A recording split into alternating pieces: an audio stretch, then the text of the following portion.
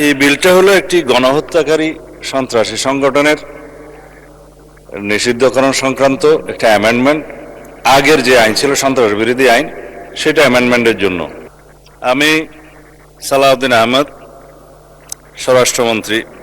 মন্ত্রী স্বরাষ্ট্র মন্ত্রণালয়, সন্ত্রাস বিরোধী আইন 2009 এর অধিকতর সংশোধন কল্পে আনিত একটি বিল, সন্ত্রাস বিরোধী সংশোধন বিল 2026 এই মহান সংসদে উত্থাপনের জন্য অনুমতি প্রার্থনা করছি। মাননীয় মন্ত্রী, আপনি বিলটি উত্থাপন করুন। ধন্যবাদ মাননীয় স্পিকার। আমি সালাউদ্দিন আহমেদ, মন্ত্রী স্বরাষ্ট্র মন্ত্রণালয়,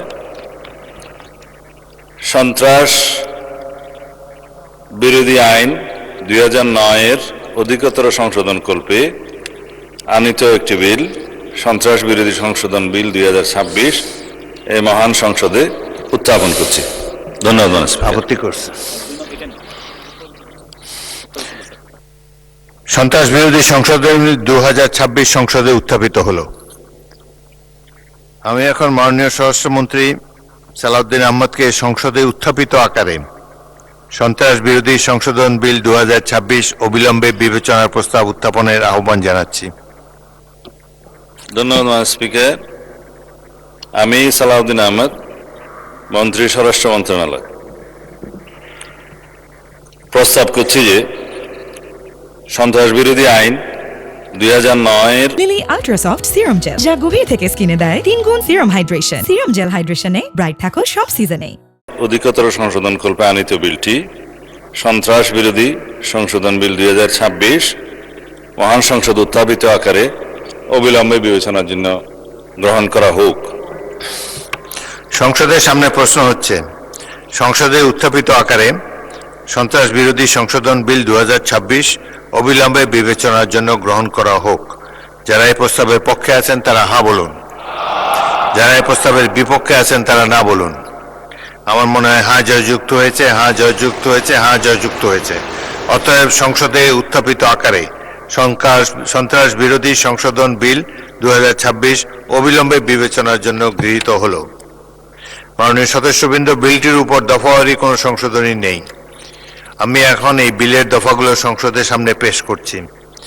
সংসদের সামনে প্রশ্ন হলো, বিলের দফা 2, 3 ও 4 এই বিলের অংশ হিসাবে গ্রহণ করা হোক। যারা এই প্রস্তাবের পক্ষে আছেন তারা হ্যাঁ বলুন, যারা এই প্রস্তাবের বিপক্ষে আছেন তারা না বলুন। আমার মনে হয় হ্যাঁ জয়যুক্ত হয়েছে, হ্যাঁ জয়যুক্ত হয়েছে, হ্যাঁ জয়যুক্ত হয়েছে। অতএব বিলের দফা 2, 3 ও 4 এই বিলের অংশ হিসাবে গৃহীত হলো। সংসদের সামনে প্রশ্ন হচ্ছে, বিলের 1 দফা বলবৎকরণ দফা, প্রস্তাবনা, প্রবর্তন এবং শিরোনামা এই বিলের অংশ হিসাবে গ্রহণ করা হোক। যারা এই প্রস্তাবের পক্ষে আছেন তারা হ্যাঁ বলুন, যারা এই প্রস্তাবের বিপক্ষে আছেন তারা না বলুন। আমার মনে হয় হ্যাঁ জয়যুক্ত হয়েছে, হ্যাঁ জয়যুক্ত হয়েছে, হ্যাঁ জয়যুক্ত হয়েছে। অতএব বিলের 1 দফা বলবৎকরণ দফা, প্রস্তাবনা, প্রবর্তন এবং শিরোনামা এই বিলের অংশ হিসাবে গৃহীত হলো। মাননীয় স্বরাষ্ট্রমন্ত্রী, আপনি বিলটি পাশ করার প্রস্তাব উত্থাপন করতে পারেন। মাননীয় বিরোধী দলের নেতা, আপনি কি বিলের সম্পর্কে কিছু বলতে চান? এই সংক্রান্ত একটা তুলনামূলক শীট আমরা এই 3-4 মিনিট আগে হাতে পেয়েছি, তো এটা পুরো পড়তে পারি নাই। যেহেতু আইনটা অবশ্যই একটা সেন্সিটিভ আইন, আমরা কি অনুরোধ করতে পারি যে এটা পাশের জন্য একটু সময় হাতে রেখে আমাদেরকে একটু সুযোগ দেওয়া হোক? মাননীয়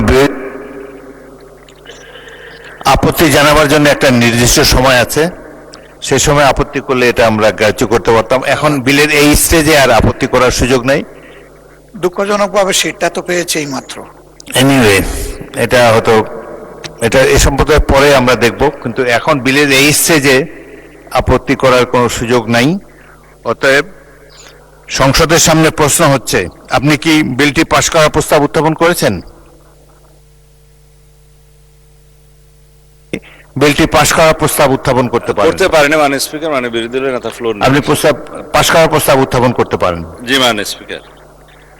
মাননীয় স্পিকার, এই বিলটা হলো একটি গণহত্যাকারী সন্ত্রাসী সংগঠনের নিষিদ্ধকরণ সংক্রান্ত একটা অ্যামেন্ডমেন্ট। আগের যে আইন ছিল সন্ত্রাস বিরোধী আইন, সেটা অ্যামেন্ডমেন্টের জন্য। মাননীয় বিরোধী দলীয় নেতা নিশ্চয়ই স্মরণে থাকার কথা, ওনারা এবং এনসিপির বন্ধুরা সবাই মিলে এটা আন্দোলন করেছিলেন। সেই আন্দোলনের প্রেক্ষিতে এটা মোটামুটি বাংলাদেশে একটা জনমত সৃষ্টি হয়েছিল। সেই প্রেক্ষিতে তাদের কার্যক্রম নিষিদ্ধ করা হয়েছে সন্ত্রাস বিরোধী আইনে, এবং অ্যাকর্ডিংলি সেটা নির্বাচন কমিশনে তাদের রেজিস্ট্রেশনটাও সাসপেন্ডেড হয়ে আছে। এবং এখানে এই আইনের অনুবলে পরবর্তীতে আর্টিকেল 47 অনুসারে সংবিধানের আইসিটি অ্যাক্টেও পরিবর্তন এনে সংগঠনের বিচারের জন্য সেই আইনটাও সংশোধন করা হয়েছে। এখন আপনারা যদি এর উপরে আলোচনা করতে চান, আমার মনে হয় সংশোধনের সেকেন্ড রিডিং স্টেজে যদি আপনারা সংশোধনী দিতেন, আলোচনা থাকতো, এবং ফার্স্ট রিডিং এ উত্থাপনের পরে যদি আপনারা আপত্তি তুলতেন, তাহলে আলোচনা থাকতো। স্টেজে আমি উত্থাপন আমি আমার রুলিং দিয়েছি, আপনি আপনার পাশ করার প্রস্তাব। ধন্যবাদ মাননীয় স্পিকার আমাকে কথা বলার সুযোগ দেওয়ার জন্য। লিলি আল্ট্রাসফট সিরাম জেল, যা গভীর থেকে স্কিনে দেয় 3 গুণ সিরাম হাইড্রেশন। সিরাম জেল হাইড্রেশনে ব্রাইট থাকো সব সিজনে।